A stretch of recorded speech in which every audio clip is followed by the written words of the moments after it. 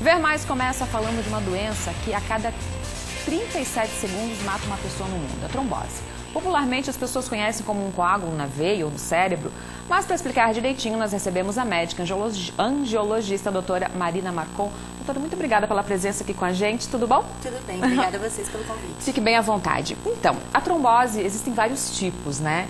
E aí vamos começar falando um pouquinho quais são esses tipos, né? E aí a angiologia cuida de qual delas, né? Do que a gente poderia conversar?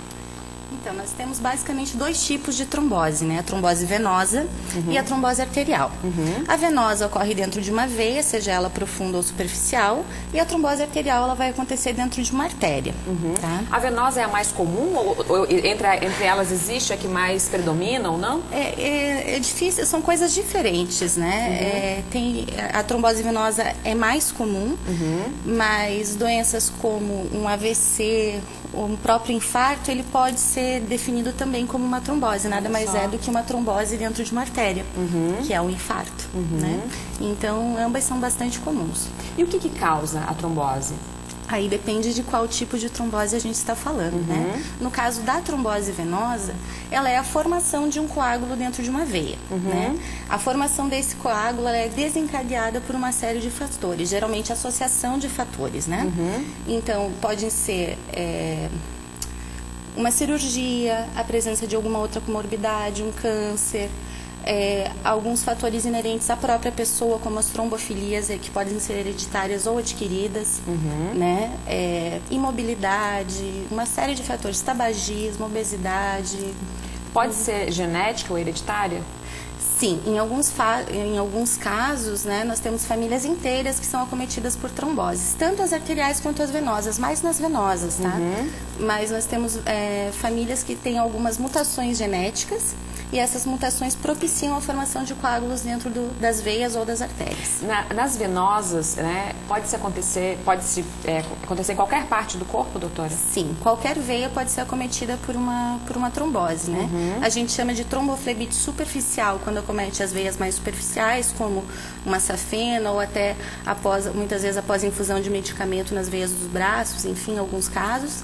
E as tromboses venosas, que são mais comuns nas pernas, mas podem acontecer em qualquer parte do corpo. Por isso a confusão, né? As pessoas nos pediram para falar sobre esse assunto, porque se ouvia falar mais, né, da trombose nas pernas e agora, mas pode acontecer então em qualquer parte do corpo? Pode acontecer em qualquer parte do corpo e a gente tem também a embolia pulmonar, né, que decorre de uma trombose. Então muitas vezes acontece uma trombose na perna, esse trombo se solta e viaja até o pulmão causando uma embolia pulmonar, que daí é um quadro mais sério, né? E aí, se não tratado, quais são as consequências?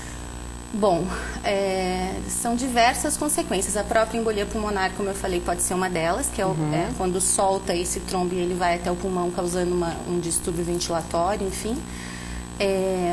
Em alguns casos, a pessoa na fase aguda vai ter dor, vai ter edema, inchaço das pernas, né? Que pode evoluir para um quadro mais sério, inclusive de oclusão arterial, né? E a longo prazo, que é muito comum, que a gente vê com muita frequência, é a síndrome pós-trombótica, que com o passar dos anos, essa veia que foi acometida por uma trombose, ela pode até recanalizar, pode até voltar a passar sangue dentro dela, mas ele não volta a fluir de uma maneira eficiente. E isso causa o refluxo, que com o passar dos anos vai causando inchaço nas pernas, algumas alterações da pele que podem culminar com uma ferida, uma úlcera varicosa. Você já falou sobre o inchaço nas pernas, né? Ele é um dos sintomas, porque a gente ouve dizer que trombose não tem sintomas. É mito, então? Não, trombose tem sintomas, sim. Eles podem ser muito sutis ou muito pronunciados, dependendo do grau de acometimento da veia, né? Mas o inchaço pode ser um sinal, um inchaço agudo, né? A pessoa começa a inchar a perna de uma hora para outra, vermelhidão, calor na perna, uma febre baixa. Então, são vários... sensação de dor nas veias superficiais, as veias ficam mais pronunciadas. Todas essas são sintomas, né, sinais e sintomas da doença venosa, né, da trombose venosa. Da trombose venosa. E é possível dizer que tem prevenção? Tem algumas coisas que a gente pode fazer para prevenir, sim. Tá? Como por exemplo? Como por exemplo, evitar ficar muito tempo parado, né? A gente ouve muitas pessoas falarem, viagens de avião, tem que tomar cuidado com trombose. Na verdade, não é nem o avião e nem a viagem, é o tempo que você passa parado. Então, tentar se movimentar durante essas viagens, nos pós-operatórios, tentar voltar às atividades o mais cedo possível. Existem algumas situações em que a gente indica o uso de medicações, né, que vão prevenir as tromboses. O uso da meia elástica pode ser uma maneira de prevenção também.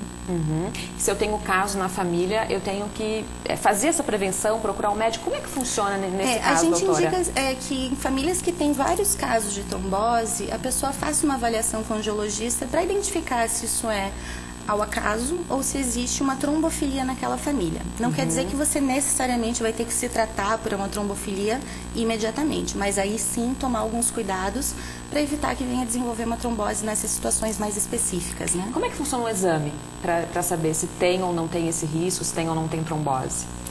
O exame da trombose, ele se baseia no exame clínico, né? O médico vai avaliar a situação do paciente, vai identificar alguns sinais que vão falar a favor da trombose.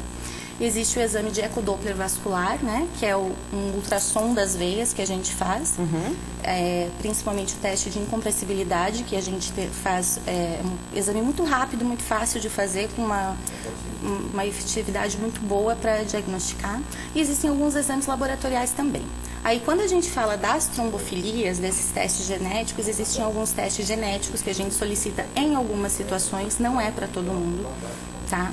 Não é todo mundo que tem mutação, alguma mutação que fale a favor de trombofilia que vai desenvolver a trombose, então tem que ter um cuidado também nesse diagnóstico para não fazer demais, né?